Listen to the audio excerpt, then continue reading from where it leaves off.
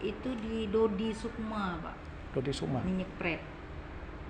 Ini saya kasih nampak, kasih info ke Bapak. Tapi yang ini aja punya Ibu aja. Ya, sebentar ya, saya kasih nampak dulu. Ini ada, itu memang kalau itu ada sih apa nama tas kulit ini? Kalau saya sendiri sih memang kita umumnya kan memang produksi tas Aceh, Pak. Kita produksinya fashion, pakaian seperti ini kita campur ya, tidak fokus ke tas saja, tapi tas juga ada brand sendiri kita untuk tas. Untuk tas kulit sendiri itu cuma sebagai pendamping aja, Pak. Oh, jadi gitu tidak fokus kita memproduksi tas kulit. Jadi kita lebih banyak ke tas yang berbahan kanvas dan bermacam ukiran Aceh. Nah, kalau untuk tas kulit kebetulan untuk di Aceh sendiri untuk tas kulit masih sangat kurang peminatnya, Pak. Kami juga tidak berapa banyak memproduksi, jadi untuk kelancaran Pak, penjualannya itu agak kurang ya, Pak ya. Karena apa, Bu? Karena harga mungkin atau gini, harga kita terlalu tinggi, Pak, untuk bahan kulit. Itu biasanya. Jadi segmen pasar kita kan tertentu, Pak, dengan harga 1,5 juta gitu kan. Dengan harga 1,5 juta itu lumayan tinggi untuk tas produksi Aceh yang seperti ini gitu, Pak kan. Karena kan kosnya sendiri kulitnya kita beli dari luar, terus ongkos finishingnya juga tinggi, terus resiko waktu produksinya itu makanya kosnya tinggi. Untuk produksinya, untuk pembuatan satu tas itu juga butuh waktu. Terus nggak semua pengrajin pemasang tas itu bisa menguasai teknik untuk pasang tas kulit. Oh gitu ya. Pakai mesin atau memang pengrajin? Dia pakai mesin, Pak. Memang ada alat mesin sendiri yang dipasang sama pengrajin tas kita, Pak. Ada di sini? Bukan di sini. Memang pengrajin saya tapi tidak di toko ini, Pak. Oh. Mereka di Banda Aceh? Saya kan punya pengrajin, Pak. Pengrajin kita ada di Banda Aceh, ada di Aceh Besar, ada juga misalnya rekanan kita yang di luar Aceh seperti Loksmawe dan sebagainya. Tapi untuk pengrajin tas saya aja itu di Banda Aceh sama Aceh Besar, Pak. Gitu ya. Pengrajin tas kulit Ibu di Banda Aceh ada berapa orang? Di Banda Aceh kita untuk tenaga kita ada 10, Pak. Tas kulit? Bukan tas kulit. Tas kulit itu cuma kita tidak produksi massal, Pak. Tapi yang biasa kita tas biasa. Tas Aceh biasa, tapi yang tas kulit ini yang bisa pasang tas kulit itu pengrajin tas kita yang ada di Aceh Besar, Pak. Oh gitu ya. Bu, ini yang mana nih yang 1,5 juta Bu bilang ini? Ini, Pak. Oh, itu yang harganya 1,5 juta ya? Iya, karena bahannya kulit, Pak.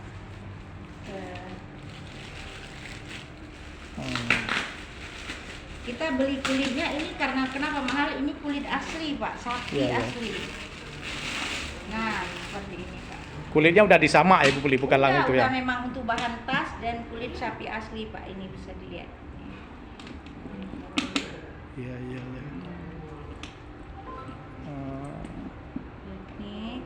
dia, Pak. Motifnya yang kita bordir di bahan lain, kemudian dipasang, digabungkan dengan kulit. Oh gitu ya. Dia tidak bisa dibordir di kulitnya, Pak, tapi bahan bordiran lain yang kita bordir di kain kanvas, terus kita pasangkan dengan kulit, dirakit ya, menggunakan kulit. Nah, seperti ini. Ini kulit sapi, Pak, yang kita beli memang dari luar. Dari Bandung?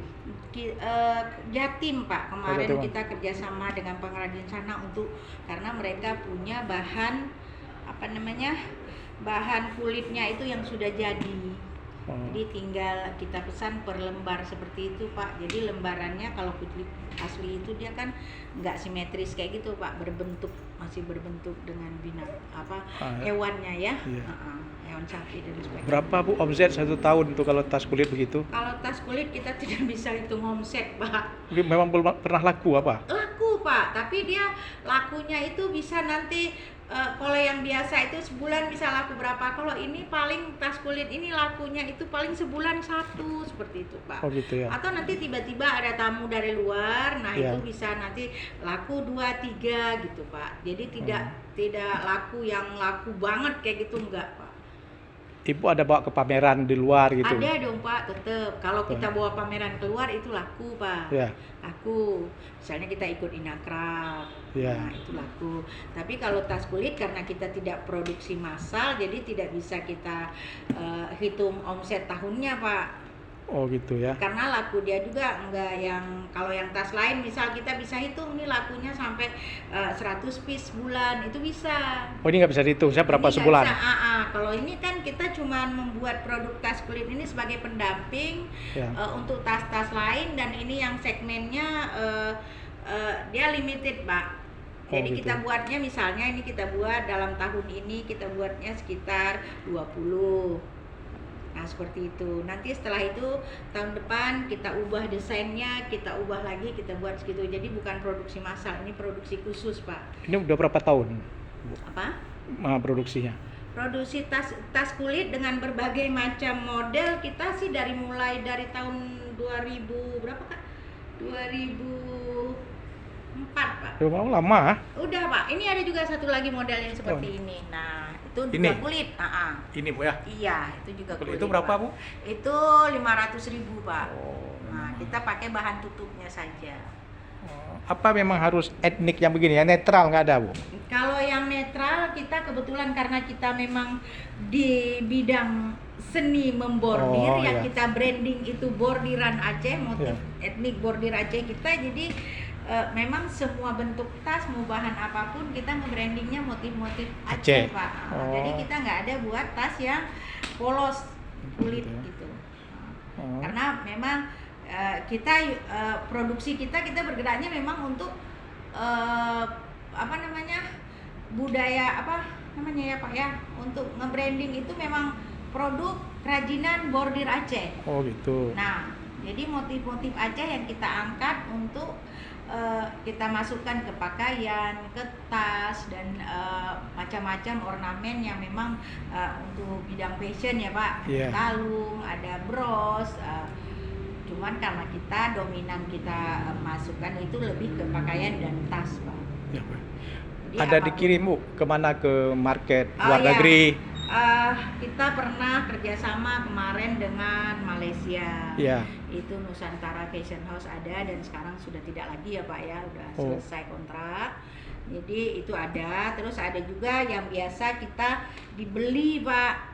Misalnya Betul. ada tamu-tamu dari Jakarta, dari Iya. kementerian, terus ibu-ibu di sini pelanggan-pelanggan kita. Ini sering mereka pakai Pak.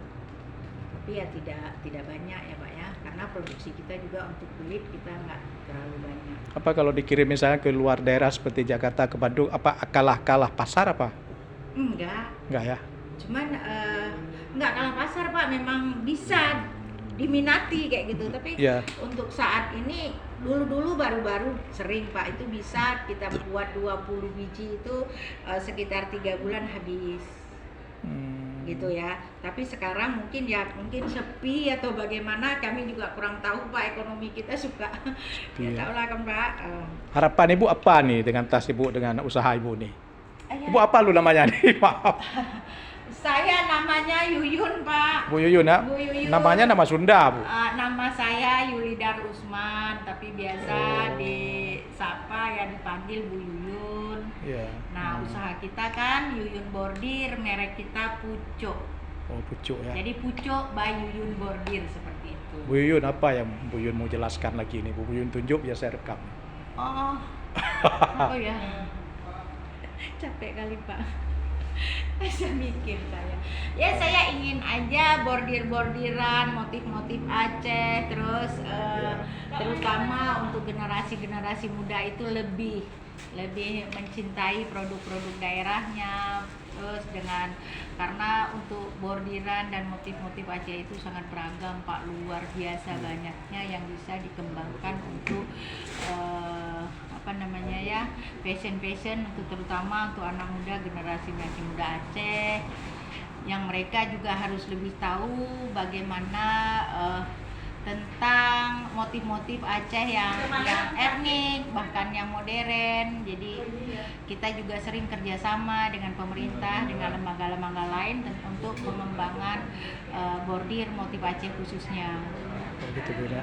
Ini omset usaha Bu Yuyun setahun berapa nih sini? Omset setahun ya. Terus sebulan mulailah. Ya kisaran masih sangat ini Pak. Maksudnya gimana ya? Masih standar sekali, kita masih usaha kecil juga Pak. Sebentar saya ingat dulu. Ibu, ya. Oke, sudah dijemput ya. Iya. Sampai jumpa besok ya. Oke, berharap aja ya ada kejutan. Besok disiapkan yang rapi ya Bu. Oke. Ya kalau per bulan sih kisaran berapa kakak itu kemarin? 220. Ya seperti 220 juta. 150, 100. Oh, banyak dong Bu. Itu enggak Pak, itu kan masih kotor. Oh gitu ya. Di situ masih masih kotor kita di situ modalnya, terus di situ belum bersih ya Pak. Iya. Kalau bersih sih hitung-hitungannya barang 15-20. Oh, masih lumayan. Masih ini ya Pak ya. Karena kan setiap bulan itu kan apalagi sekarang untuk kerajinan sendiri kan kadang naik turun, apalagi kondisi ekonomi Pak. Jadi apalagi kalau kami yang bergerak di bidang ini kan kalau tidak ada tamu atau kegiatan pemerintah yang lainnya kan agak kurang omset gitu. kita ya, karena kedatangan tamu, kedatangan dari kegiatan pemerintah yang memesan, terutama seminar kit dan sebagainya itu sangat mempengaruhi Pak dari tamu kami. ya. Jadi ya sekisaran. Pekerjaannya tadi berapa orang Bu semua? Kalau yang kita di sini kita punya pekerja tetap 10 Pak. 10. Kalau pengrajin kita ada sekitar 30 Pak. Berarti itu bisa bikin tas, dia bisa bikin semua bisa. Yang paling rame kita pengrajin tas Pak, karena sistem kerjanya mereka yang ngebordir, ada yang pasang. Jadi tidak dikerjakan oleh satu orang, kita buat sistem seperti itu. Gitu ya. Yang ngebordir, yang pasang terus seperti itu. Apa harapan Bu Yuyun ini terhadap pemerintah kan? Mungkin bisa buka pasar luar negeri pemerintah. Harapannya tetap terus mendukung kami yang bergerak di bidang aircraft ini, yang bergerak di bidang kerajinan bordir Aceh khususnya, terus membina para generasi muda, tetap selalu mendukung untuk pengembangan bordir motif Aceh ke depan. Dan alhamdulillah selama ini kami sangat didukung, sangat disupport oleh pemerintah daerah khususnya untuk pengembangan bordir motif Aceh, terus pasar dan sebagainya. Dukungannya seperti apa mereka berikan? Ya, dukungan yang diberikan pemerintah yang paling dasar itu mereka mengadakan pelatihan. Menurut IKM-nya ya mereka telah melakukan pelatihan, mengundang buyer mempertemukan kita dengan mengadakan business matching dengan pengusaha seperti itu. Terus di Banda Aceh? Iya, ada yang di Banda Aceh, ada juga kita yang dibawa ke sana Pak, terus mengikuti pameran-pameran yang lebih luas seperti Trade Expo Pak. Itu kan luar biasa untuk IKM Aceh ya Pak, kita bisa mengenal pengusaha-pengusaha luar yang bekerja sama, terus dibawa misalnya ke pameran-pameran baik di dalam maupun di luar negeri Pak, itu ada dari pemerintah. Jadi dukungan dari pemerintah itu sudah sangat, bagi kami sudah sangat luar biasa dan bagus. Jadi kami ingin aja pemerintah itu tetap mensupport, tetap memperhatikan kami dalam mengembangkan motif-motif etnik Aceh ini, sehingga motif Aceh ini tetap berkembang sampai bisa tembus ke mancanegara Pak. Nah itu. Jadi selain itu ya kestabilan daerah Pak, dengan stabilnya ekonomi daerah, kestabilan semuanya, jadi usaha kami juga jadi lebih stabil. Yang support Ibu di pemerintah itu di bidang apa Bu? Dinas apa? Kita terutama mendapat support kalau bidang ini terus kan pasti Desperindak itu nomor 1, terus bidang UMKM Pak, koperasi koperasi dan UMKM, terutama itu lagi Dekranas Da Aceh, Dekranas Da Kota Banda Aceh, itu semuanya memang bidang yang mensupport kita. Tiap tahun disupport. Dinas pariwisata dan hampir semua dinas, terutama dinas-dinas yang ada di Banda Aceh itu sendiri semuanya mensupport sih Pak, karena semua dinas sekarang sudah ada yang namanya bidang UMKM Pak. Oh gitu ya. Itu baik besar maupun kecil semuanya sudah merangkul semua para UMKM, bukan hanya kita Pak, tapi semua sudah ada bidang-bidang untuk pengembangan UMKM itu sendiri Pak. Oh, iya. Jadi kalau dibilang dukungan dinas sih hampir semuanya dinas sangat mendukung untuk kegiatan ini. Bentuk supportnya mungkin seperti ini, kalau Desperindak, Dekranasda, dan UMKM itu dan pariwisata itu langsung ke kami ya Pak ya. Tapi kalau dinas-dinas lain bentuk support mereka itu karena memang bidangnya beda itu lebih ke pemesanan ini Pak, pemesanan untuk seminar kit dan sebagainya, dan itu kan salah satu dukungan juga ya Pak ya. Bukan hanya dukungan yang misalnya pelatihan, pameran dan sebagainya, tapi memesan orderan untuk seminar kit, untuk pelatihan-pelatihan itu juga salah satu dukungan buat kami seperti itu. Sambil Ya kan bagi Bapak. Ya pulang orang tadi. Iya udah itu. ini semua kulit bukan? Yang ya ada yang kulit, ada yang kasih Pak. Oh gitu ya.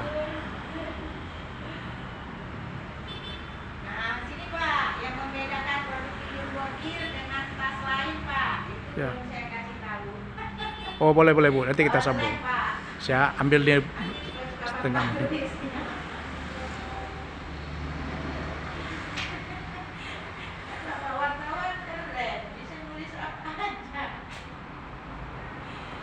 Ini yang kulit Bu ya, yang cerita setengah. Yang kulit, ada beberapa lagi yang kulit. Kalau Bapak mau cari tas kulit yang memang kulit kosong, itu Dodi punya kan? Ya kan? Iya Bu. Ya, dan Bank Indonesia, Dinas Pariwisata, Dinas Desperindak, Dekranasda, itu semuanya Dinas UMKM itu memang bapak-bapak kami yang bergerak langsung di bidang ekraf ya Pak ya. Itu sangat mendukung itu yang tersebut pula di Jam 10 ya, pagi. ya katanya jam 10 tidak ya orang di Jakarta siap.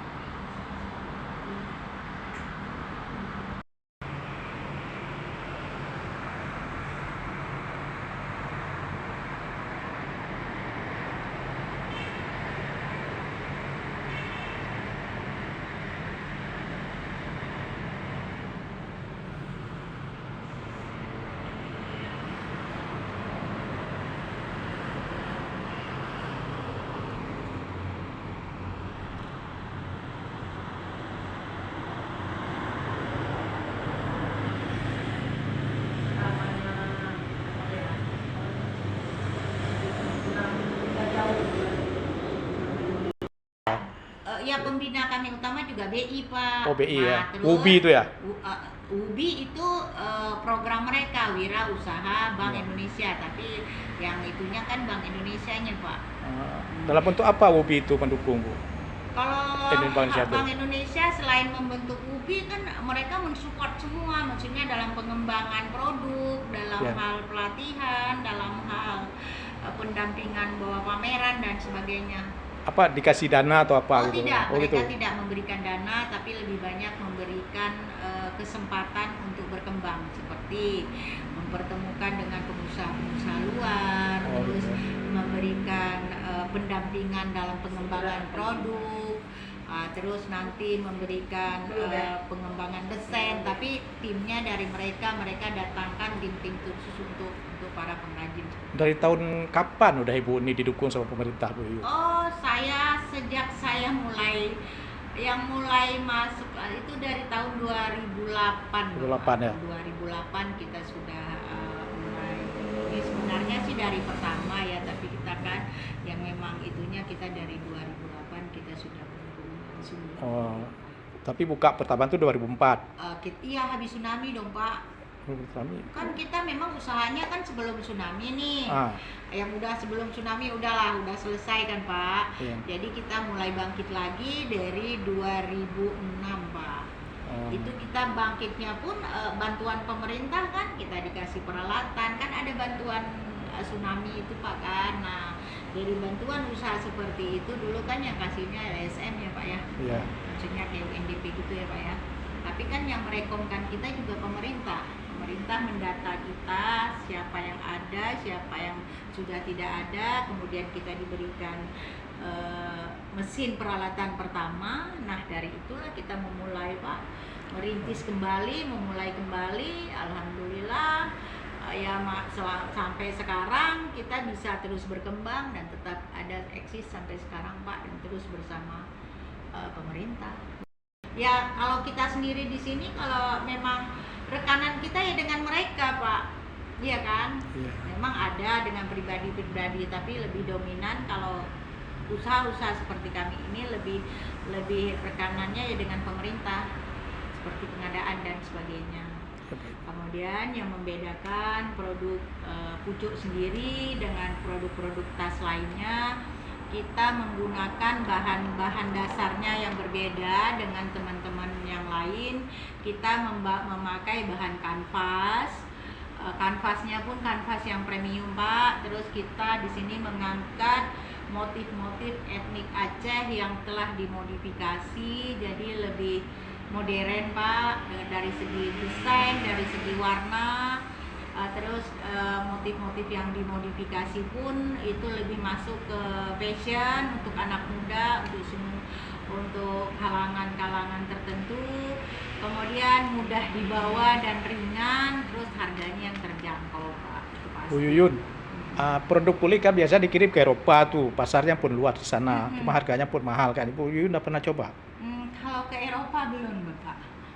Tapi pemerintah Aceh pernah membawa kita untuk promosi itu ke tahun 2019.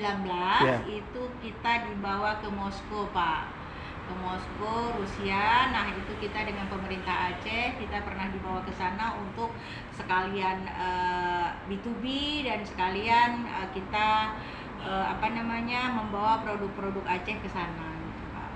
Gimana hasilnya? Itu hasilnya luar biasa, tapi mungkin belum rezeki kita ya Pak, karena produk yang kita bawa sangat diminati mereka. Tapi ketika setelah itu ada beberapa kita berkomunikasi, setelah itu kita putus karena disambut dengan COVID Pak. Oh gitu ya. Kemudian setelah pulang kan kita langsung ada wabah COVID dan sebagainya, kita sempat vakum 2 tahun ya Pak ya. Setahun yang total kita vakum karena COVID kan Pak, walaupun ada tapi langsung berubah, terus produksi kita sedikit, jadi agak putus komunikasi. Ya untuk Eropa memang pernah kita mencoba, tapi belum yang memang namanya ekspor dan sebagainya belum Pak, tapi ada nanti pembelian satu yang dibawa seperti itu Pak. Jadi bukan pemesanan ini harus disediakan sebulan berapa, itu tidak ada, tapi misalnya Bapak yang beli nih, bawa sendiri untuk mahasiswa, misalnya mahasiswa Indonesia yang berkuliah di sana, mereka beli bawa pulang oleh-oleh untuk temannya, itu ada. Untuk motif-motifnya sendiri kita memang mendesain motif-motif sendiri ya Pak. Iya Bu. Tapi dari motif Aceh, jadi tampilannya lebih kekinian aja, lebih masuk untuk sekarang.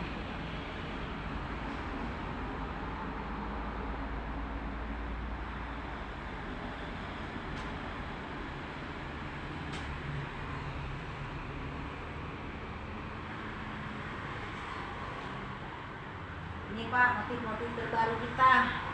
Kalau ini mungkin sudah biasa, kalau yang terbaru ya seperti ini Pak. Ini kita angkat dari motif bungong selanganya Aceh Pak. Nah jadilah seperti ini dengan warna-warna yang memang kita sesuaikan dengan tren warna. Ini kita buat dengan motif selanga Pak. Ini dibanderol harga tas selanga seperti ini 450.000 Pak, dengan bahan dasar kanvas dan dibordir secara manual, memang menggunakan mesin duki tapi bukan komputerisasi. Ini manual dikerjakan sama pengrajin kita, dan sebagian besar juga pengrajin kita itu single mom sih Pak. Ya, oke Bu.